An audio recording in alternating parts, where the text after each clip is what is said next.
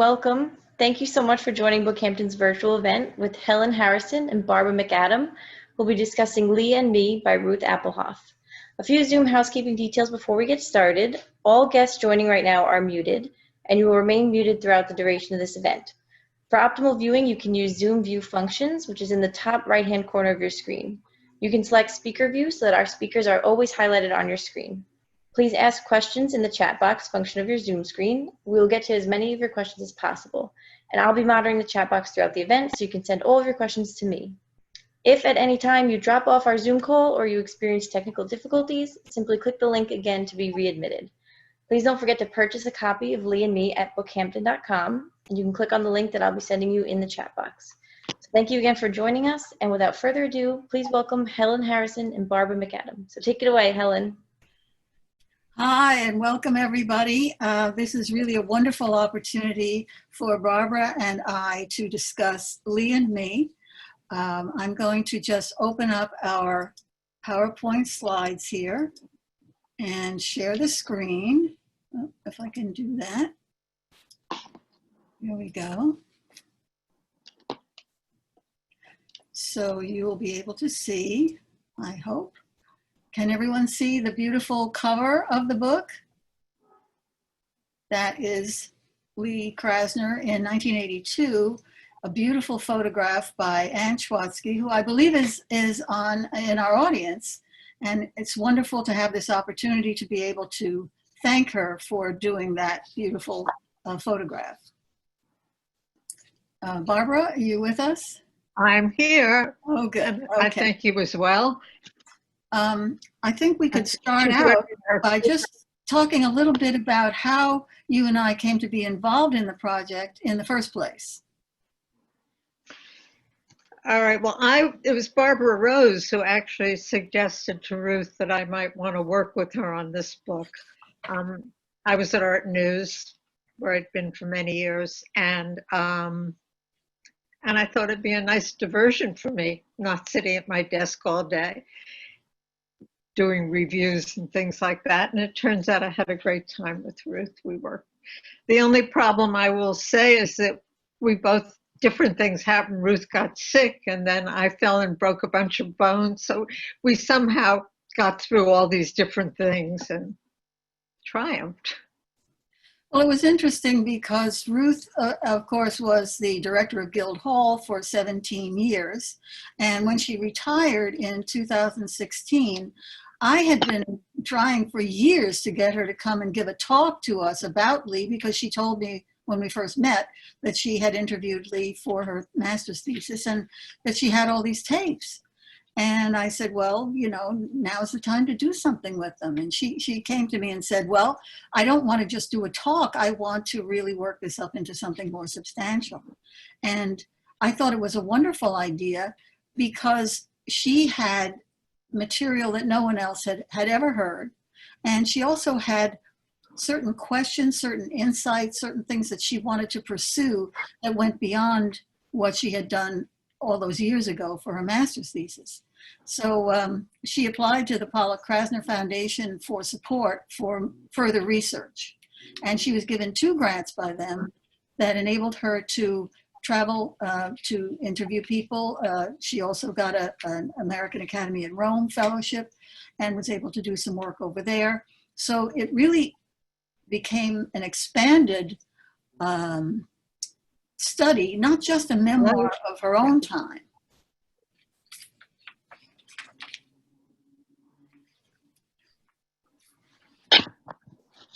So Barbara, hello. Yeah, I just wanted to let me go on to the next slide here. And here you can see Ruth in her library. As you can see, she's holding Gail Levin's biography in her hands. Obviously, between the time that she wrote her thesis in the 1970s and the time she began doing her research, a lot more had been published on Krasner, and there had been many more exhibitions and many more scholarly studies and many more catalogs. So she had to go through all of that literature in order to familiarize herself with the current scholarship, but then also to go back into her own material, which of course she hadn't even listened to in decades. So it was an interesting journey for her, forward and backward. Well, what she was able to add was her relationship with Lee, which was basically different from everyone else's because it was obviously a very personal one. Because how do you add to this when there's been so much written? And so this is very distinctive, I think, this text. Well, And also, emotion. yeah, when she and I were talking about it in the first place, I said to her, what questions would you have liked to have asked Lee that you didn't? Or things that she wasn't willing or able to answer for you at the time that you would now want to know more about or would want to, delve into.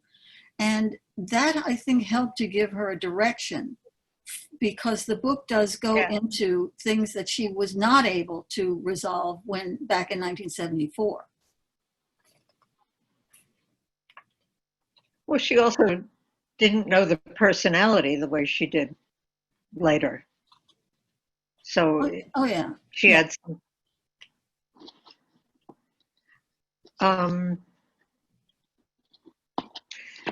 So should we begin? Should we talk about how the book progresses, or do we want to begin with how they met? There they are, back in 1979. And one of the things that I think was so interesting about their relationship is that she was not a kid. She was a mature woman, a married woman with 2 children. So she was not some graduate student who was wet behind the ears. She was definitely, a grown up.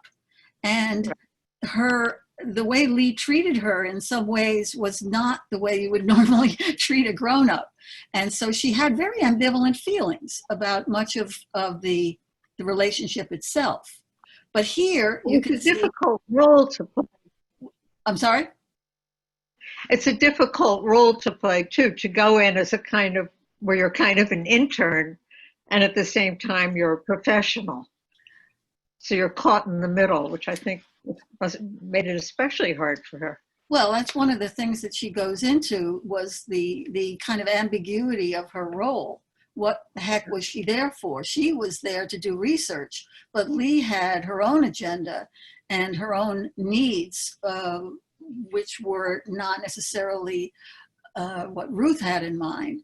But I think one of the things I love about the book is these personal anecdotes, where she describes not only her relationship with Lee, but just the kind of day-to-day activities. And the first one that I really love is when she took Lee out to the country for the first time. She met her in the city, and then Lee invited her to stay with her for the summer. And she was driving this Pinto that she described as the ugliest car on the lot. And she picked Lee up on 79th Street, and she said Lee didn't bat an eye, but she took one look at this car and she could tell that Lee was not happy with the orange Pinto. However, it was a free ride. So the way she said, I'll just read a little passage. She said, "Off we went to Long Island.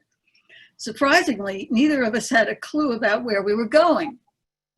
Since Krasner didn't drive, she didn't really know the way, and I hadn't bothered to get directions, assuming that there would be clear signs to help us navigate. Oh, and that she could help us navigate.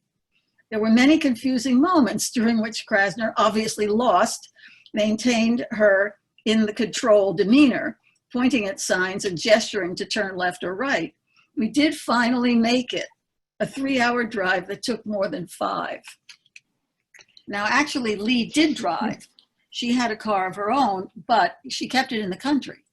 So she evidently did not drive it back and forth to the city, but it just struck me as such a funny little moment in this, at the very beginning of this relationship, which kind of defined Ruth's role in their relationship. Well, the interesting thing is too, the car keeps recurring as a theme. Yeah, comes back again like a bad penny. Really, yeah. It's a cute car. Well, one of the things that she does, I think, very well is to examine the relationships from before Jackson Pollock and after Jackson Pollock. And Lee evidently had set one of the ground rules, whether it was spoken or unspoken, was we're not going to talk about Jackson. This is about me, not about him. And which I think Ruth was fine with, but it was good that she felt that this was something that she needed to avoid because she did not want to alienate Lee. But she did go into something that she didn't go into in 1974, which was her relationship with Igor Pantuhov, who was Lee's boyfriend before Jackson. She lived with him in the 1930s for almost 10 years. They were fellow students at the National Academy. That's where they met. And Igor was a kind of, he never dropped out of Lee's life entirely. So he was sort of a touchstone for before Pollock. And her kind of glamorous persona in the, well, for example, here you see she was very, very proud of her figure, and you can see why.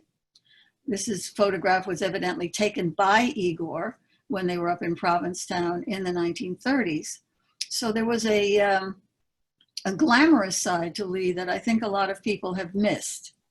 And Ruth was very eager to explore that. And he was very fancy, from a fancy sort of Russian heritage. Yeah. And Lee was very concerned, was from her Jewish, humble Jewish background. And so there was that tension between them. But this glamorous side was later brought out again after Jackson died in the early 1960s when she had her relationship with David Gibbs. But the one, a lot of the book talks about the psychological motivations and the psychological issues that Lee was facing, the many kind of ambiguities in her personality and in her character. And one of the things that was interesting to me, because I had a personal involvement, was her trying to contact Celia Siegel. Leonard Siegel was the psychoanalyst that Lee went to just at the time that she and Jackson were having difficulties, and then immediately afterwards. And this is a painting that was done with her psychiatrist, Leonard Siegel, that evidently expressed some of the anguish and anger that Lee was feeling just before Jackson died. And this image was sent to me by Leonard Siegel's daughter. And I know Ruth was very interested in it. She tried to contact Celia Siegel, and she was never able to get in touch with her. She lives in Australia, and for some reason she wasn't willing to come forth. But she did have many, many other people that she interviewed who have wonderful insights in the book, because they all, like many oral histories, everybody has their own point of view and their own take on the person, which may be wildly different from the way other people saw her. And I think that that's one of the fascinating aspects of the book, is getting these personal voices into it. It's also interesting because you're getting a social time. You're getting a real kind of diary of the 50s too, and the fact, the whole psychological era where fairy tales and Jungian therapy were active. And she was very interested in the theory of archetypes. Her father would read to her fairy tales as a child, and she was very interested in that. And they accounted for some of the grotesqueness of some of the figures in her paintings. But what was also interesting was that Siegel was a Sullivanian, which is part of a group that advocated alternatives to the traditional nuclear family. So it was a polyamorous commune. Anyway. So it's interesting, all these people who were involved in it. Yeah, and so she went into that in some detail because she herself had been psychoanalyzed, and I think Lee encouraged her to do that. The idea being that she would be able to overcome some of the conflicts that she was feeling as someone who came out of, apparently, as she described it in the book, an abusive marriage, and had to, her father died when she was, this is Ruth we're talking about, Ruth's father died when she was 10, and she had to put herself through school, she had to raise 2 children, and so she had a lot of conflict, and she said that it really did help her to resolve some of those conflicts. So Lee was helpful in that regard, and also helped her to get into the Whitney Studio School program and set her on her career path with a recommendation. So she was very grateful to Lee, but she still had, an ambivalent relationship with her. She also talks quite a bit about David Gibbs, who was Lee's lover after Jackson died. He was an art dealer, a wine merchant, former member of the Welsh Guards, a man about town in London, and he set her on the path to bringing the Pollock estate into an international venue. And she was with him in the late 1950s and early 1960s. And I think from the point of view of her own career, he was also very helpful. He helped her to get exhibitions both in New York and in London. And when she went to London in 1961 for the first time to visit, when the Pollock retrospective was at the Whitechapel Gallery, she had this suit made for her by Charles James. And Ruth was very interested in the whole fashion aspect of Lee, that she had been a fashion model when she was with Igor. Back in the 30s, she modeled for a clothing designer and also for Herbert Matter's photographs. And she had Charles James design not only this suit, but a whole wardrobe to wear to the opening in London. And some really very wonderful quotes from, I'm going to read one from Corey Hay, who was Halston's lover. Hello? A protege of Charles James who did this design. He said, Charles told her, "You must have a wardrobe." So he set about making her a 9-piece wardrobe, which was called a travel wardrobe, for this show at the Marlborough Gallery that was in London. And during this process, they became friendly. And Charles James was a fashion designer who was British to begin with, but he did most of his best known designs in the United States. And this whole wardrobe was donated to the Metropolitan Museum. And as you can see, this is one example. But look at how oddly it's shaped. I mean, it's almost like the hips are thrust forward and the jacket is flared out at the back, as if you're sort of prancing forward with your stomach extended. It's such a grotesque shape, but apparently she was able to carry it off. And this was something I think, Barbara, you were interested in too, the idea that she had this sort of presence. But I thought his clothes too were interesting because they corresponded with her work. They were structured kind of cubistically. Mm-hmm. I mean, it was you're conscious of the construction and you were aware it could be a little bit like a collage. They were fabulous. And of course she looked fabulous in them. Donald McKinney, let me see, mentioned when Lee walked across the room, you noticed it.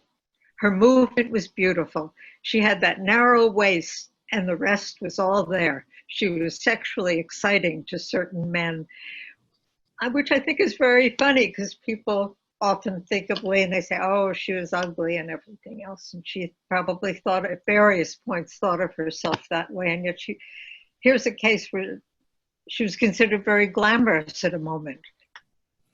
Yeah, so actually twice in her life, the period before Pollock, when she was young and carried herself off, in a very, very chic bohemian style. And then afterwards, when she was, in fact, in 1965, when she had her retrospective at the Whitechapel Gallery in London, Harry Stribel designed a wardrobe for her to wear to that. So, and she had beautiful fur coats from Ritter. She had these Baroque pearls that she herself chose the individual pearls. And I remember hearing about her going into a Madison Avenue jewelry store, and they had trays of pearls. And of course, you're supposed to match the pearls. They're supposed to be matching. And she wanted the ones that didn't match. She wanted the Baroque pearls because she found them more interesting. So there was a kind of a sense of style that was very individualistic, and she carried it off. And Ruth was very interested in exploring that aspect of her that was so much neglected or ignored when people think of her as a character. She was also very proud of getting her hair done at Kenneth. Right. In Barbara Rose's film of Lee that was done for when she was doing her exhibition at the Pace Gallery, they go into Kenneth's on Fifth Avenue, and as she's having her hair done, they do a little filming in there, which is quite amusing. But that also, brings up Barbara Rose as a very important personality, and who was extremely helpful to Ruth and really gave her a lot of direction in terms of interpreting Lee and making sense of some of the contradictions that Ruth found in her as a person. So we had, one of the things she did was to interview a lot of the summer sitters, and I believe we have one or two of them on the Zoom today. I think Lisa DiLiberti is there, and I don't know if there are some others, but these are three of them. Jason McCoy, who is Jackson Pollock's nephew, the son of his brother Sanford, his ex-wife or then wife, Diana Burroughs, and Donald McKinney, who was the director of the Marlborough Gallery in New York, and who was essentially the guy in charge of Lee. Because when Marlborough Gallery got the Pollock estate, they got Lee along with it, and briefly also Lee's nephew, Ronald Stein. So it was a package deal, and Donald was the gatekeeper who managed Lee, who was difficult, and also tried to promote her career as well as handling the Pollock estate. So he had kind of double duty there. And he gave a wonderful, very long, very detailed interview that Ruth quoted at some length. And you were going to read a bit of that, weren't you, Barbara? Yes. Now, which part am I going to read? Right here. Wait, I'm reading Jason McCoy's, right? Oh, okay. We'll start off with Jason. Yeah. For Donald McKinney, I did for how she looked there, but let me just see. Okay. Jason talked about how concerned she was, one, about not being used to get Pollock. So did they want her for herself, her work, or did they want her to get Pollock? That was a big thing. She was very concerned with guarding her own reputation and not. Right. But she would do something that was really wonderful, and Jason spoke about, she would recycle her and Jackson's paintings and tear up parts and make collages out of them. What was the part I was going to read about that? Okay. So she would tear things up and make piles. And then he wrote, said immediately she remade a series of collages using, as she had in the 50s, the piece of drawing that Jackson had discarded, rice paper and whatnot, and her own paintings. What all that means about a gesture or imitation, she thought a great deal about what she was doing.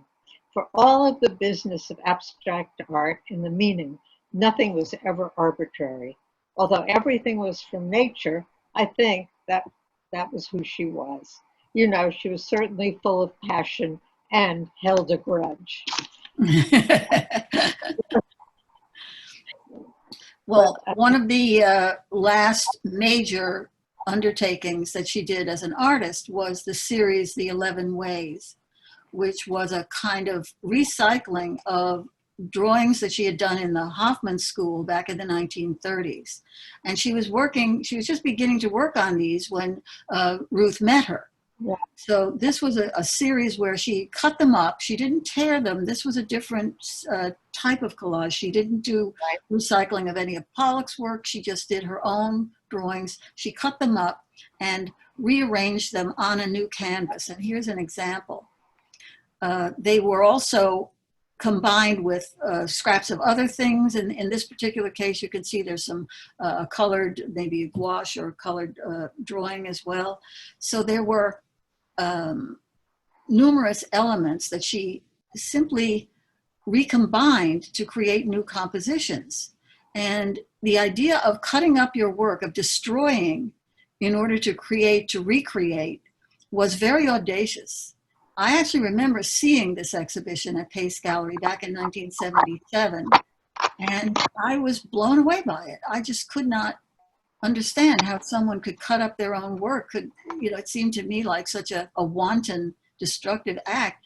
And after I spent some time in the gallery, I just completely flipped and changed my mind and said, but she made something so much more interesting and so much more creative out of what were essentially student drawings, even though she was a mature woman by that time. But there was a kind of ruthlessness about it that I was very impressed with.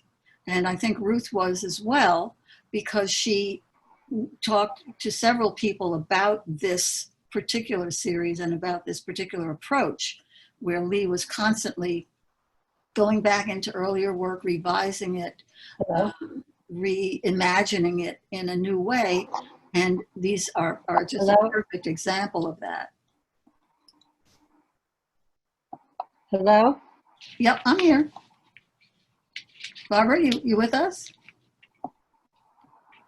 Barbara? I'm just now. Yes, now I am. Can you hear me? Oh, good. Yeah. Uh-huh. I lost you, and now I found you. Oh, that Zoom can be a little bit challenging. But the thing is that too, that became a kind of motif for a lot of contemporary artists later, cutting up works and reconfiguring them, and so keeps you going for a long time. Yeah, but at the time, it really was, because she had done that in the 1950s. Right. And she did her first collage series. That was when she used the Pollock drawings and paintings that he had discarded. And they were buying this very expensive Howell paper, and they didn't want to waste it. They were children of the Depression. And so anything that was reusable, they reused. But she really, in this case, it was a fortuitous thing where she had discovered a portfolio full of these drawings from the Hoffman School that she had forgotten about. And Jason, I believe, was one of the people who encouraged her to use them, to find a new use for them.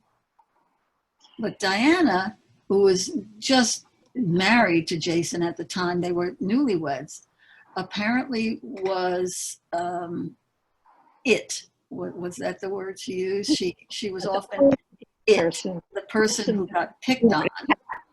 Yeah, she would always pick on her. Mm. And even in spite of that, I think from what Diana said in the book, she had a soft spot for Lee. She really admired her. She respected her, but she said sometimes she would just go after her until she reduced her to tears. And once she asked her, why are you picking on me? And Lee really couldn't answer it. She just didn't know. She just did it.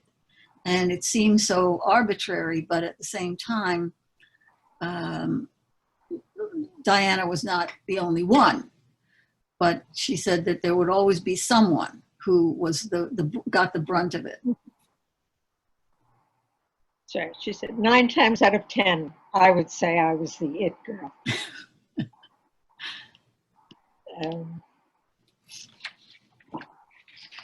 What about there was the other wonderful story where she was very ambivalent about women.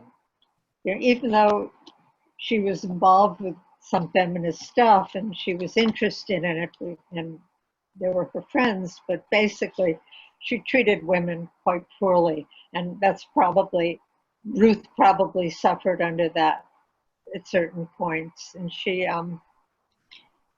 let's see, she especially hated Louise Nevelson, and he called her Luigi. And, and because Louise Nevelson was kind of the glamour girl of the gallery pace, and so she was very jealous of her. And there was a dinner, I'm looking for that, was that where, it wasn't Diane, it was Darby Kardonsky, where there was someone at the dinner. I'm telling this badly and I've lost my place, so I'm going to go on to the next thing. Well, I think that the rivalry with Nevelson, which was very interesting, really was because Pace Gallery, where she went after she left Marlborough Gallery, was Nevelson was the star. And Arnie Glimcher, who was one of the people Ruth interviewed, was quite frank about the fact that Nevelson was the first important artist that he had represented.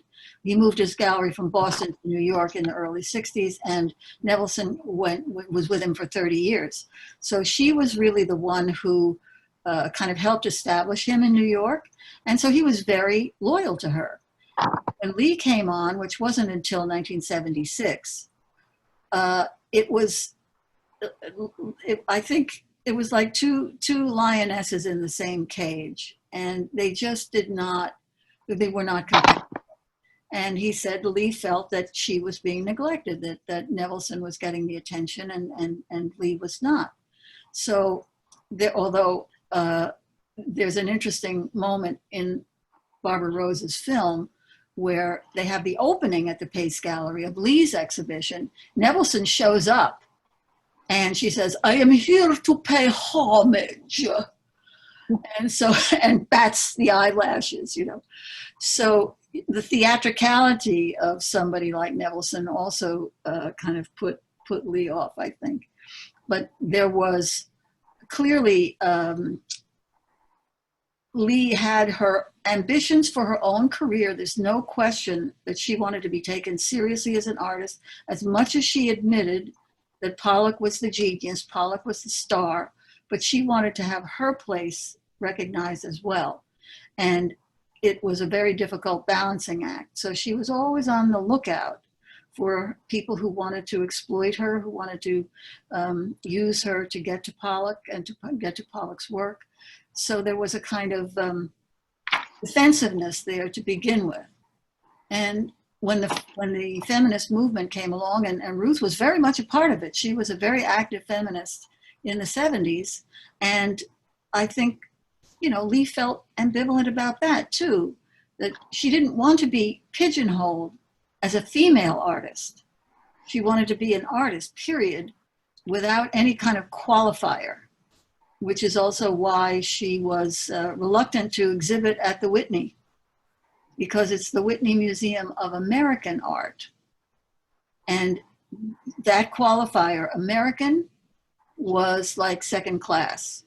You should be just the Museum of Modern Art, and that's where she wanted to show.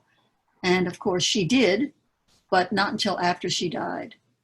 And you know, Barbara, you and I were talking about this earlier, that the irony of this book coming out just as Ruth died. You know, Ruth had leukemia, and she was diagnosed almost right at the same time as she began work on the book. And she died like 1 week after she got a final copy of the book in her hand. And Lee died knowing that the Museum of Modern Art was going to have her retrospective, which was already traveling around the country, had started in Houston, and was traveling and was coming to MoMA in the winter of 1984. And Lee died in June. So although she had seen the show, and she went to the opening in Houston in October of 83, she never lived to see it come to New York. But that was her goal, was to be acknowledged and given her rightful place at the Museum of Modern Art, which was the sine qua non of acceptance and appreciation. Yeah. And actually, speaking of acceptance and appreciation, I would like to say thank you to Team Krasner. Let's just start with this.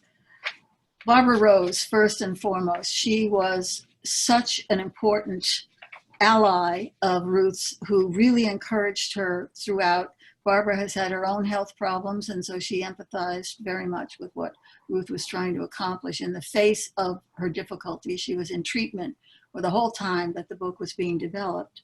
And then also Jaylene Lawler, who was Ruth's assistant at Guildhall and traveled with her from there to become her research assistant and the guiding force behind the book. She really helped pull all of the research material together and worked on the editorial side as well.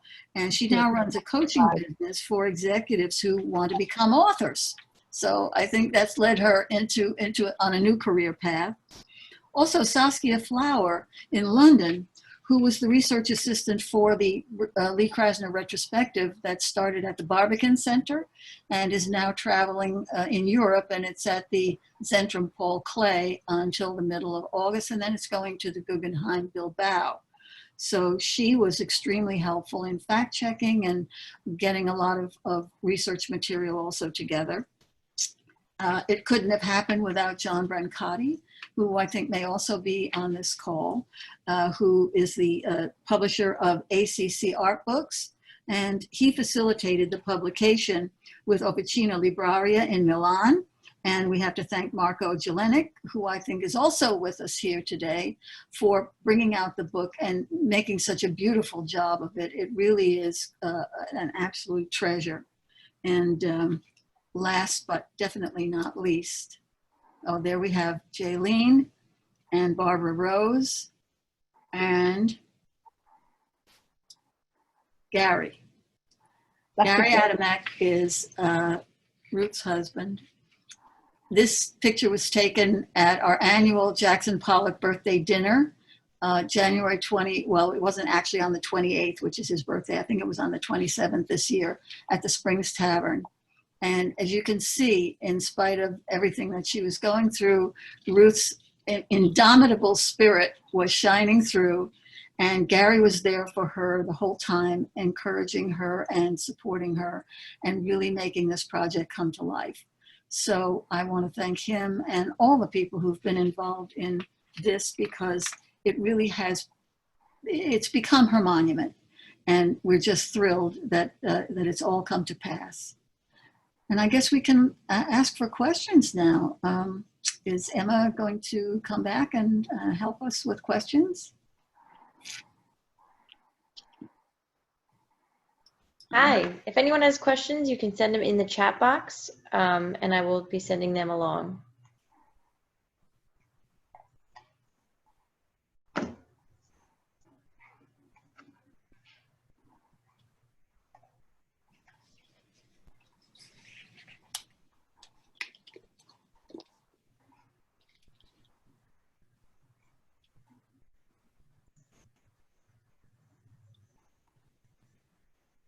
Oh, Emma, there's your little pussycat behind you. I know. Got to get into the act. I know, he's been sitting here quietly the whole time. It's great. He's listening. Okay, so we do have a question. This is from Cheryl Rubin. Are there any plans for the current Krasner exhibit to come to the US? No, unfortunately not. It had 4 stops in Europe. It started at the Barbican Center in London. It traveled to the Zentrum Paul. Oh, no, at first it went to, where was the first stop? I forgot. Oh, yes, it went to Frankfurt in Germany. And then now it's in Bern in Switzerland. And then it's going to Bilbao in Spain.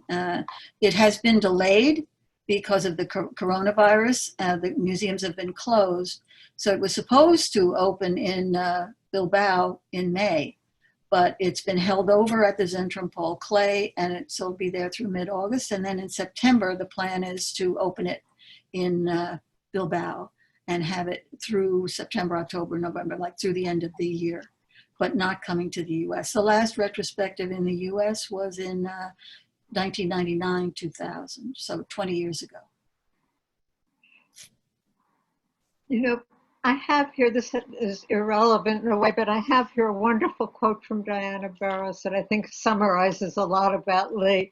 And it's where she says, "I think she suffered from being a woman and under Pollock. She was very smart because she used Pollock to her advantage, and that she never would have gotten a show at MoMA if she hadn't parlayed a gift of Pollock's to MoMA. They gave her a show in exchange at MoMA in 1984. And she said, she built the market, and she insisted that the work go to museums and not just be sold to people. She kept her head up. As difficult as she was a great woman. She was somebody that I admired. I'm very happy I had her in my life."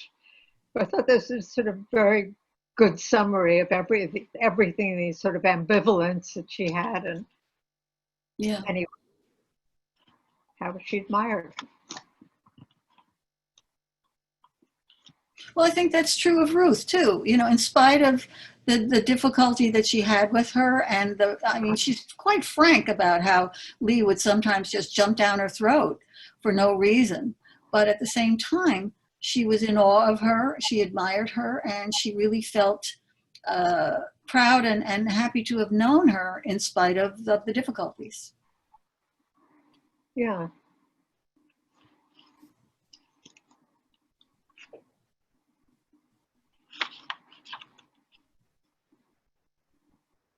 Do we have any other questions?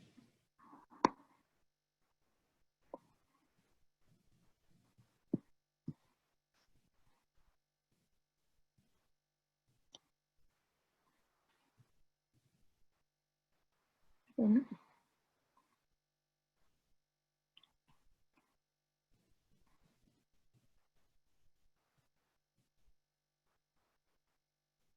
Well, I just want to remind everyone that the book is available at BookHampton, of course, and also to thank Anne Schwatzky once again for the beautiful photograph that was taken in front of one of Lee's very last works, actually, the Morning Glory painting from 1982. And as you can see, I'm wearing the cerise color that was one of Lee's favorites, and also this scarf, which is made from her painting called The Seasons, which is in the Whitney Museum. So I'm doing a little Lee Krasner wardrobe here.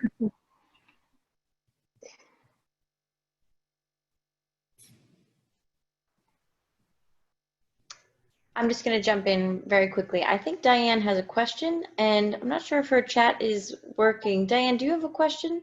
Yeah, I do. Oh, you've unmuted it. Yes, I got you. Is there anything about Lee's background, her early life in the book to describe how she turned out to be the way she was? She was kind of outrageous.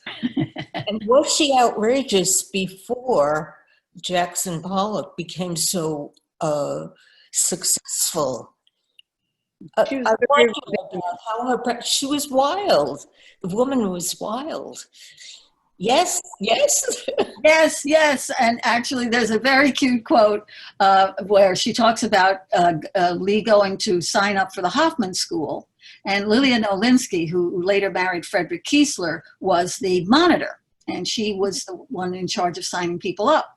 And Lee marches in, and she's wearing this very kind of exciting outfit with a tight skirt and colored stockings and or net stockings. And she looks very glamorous. And kind of on the strength of her being such a vibrant personality, Olinsky got her a scholarship. She just, said, oh, this woman is something.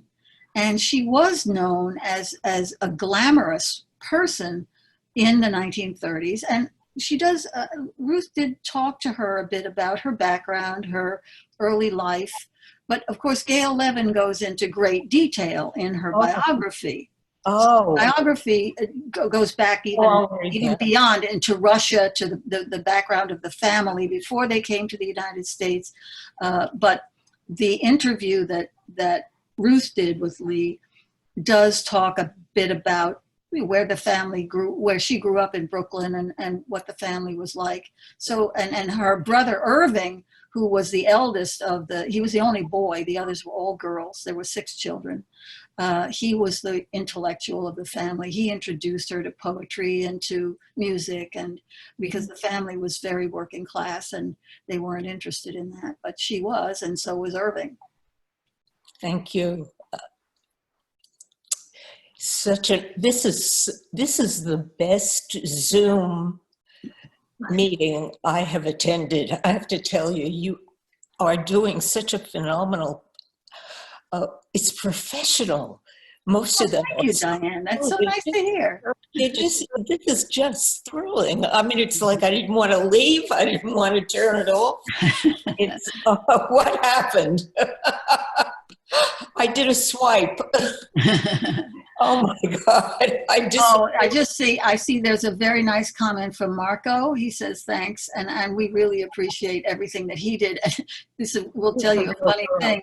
You know, the book was printed in Italy, in Milan. And just as the book was being produced, Milan shut down because of the coronavirus. So we were all worried that the book was going to be quarantined and we weren't going to be getting it. I mean, it was delayed, but partly that was because of Ruth's treatment and her need to, take it slower than she would have liked. She would have liked it to come out for the opening in London, like last year, but that wasn't going to happen. But of course, now the show has a longer life, and so does the book. So I think it's a wonderful confluence to be able to have this.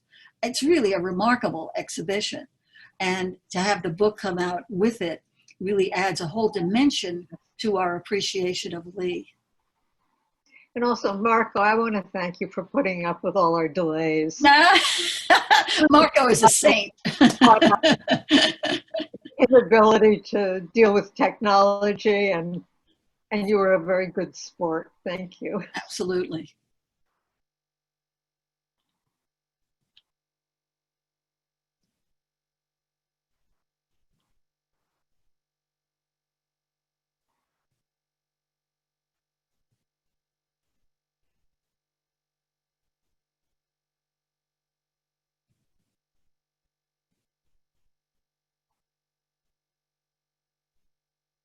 Oh, any other questions?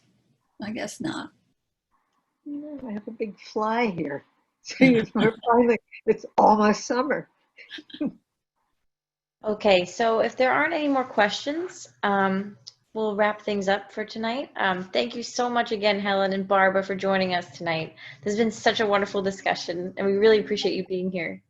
Well, it's been a pleasure to be with you, and we want to thank all of our participants for coming, and hope you all enjoy the book. Thank you so much, and thank you from all of us here at BookHampton. We hope everyone has a great night. Thank you for joining us. Bye-bye. Bye, everyone.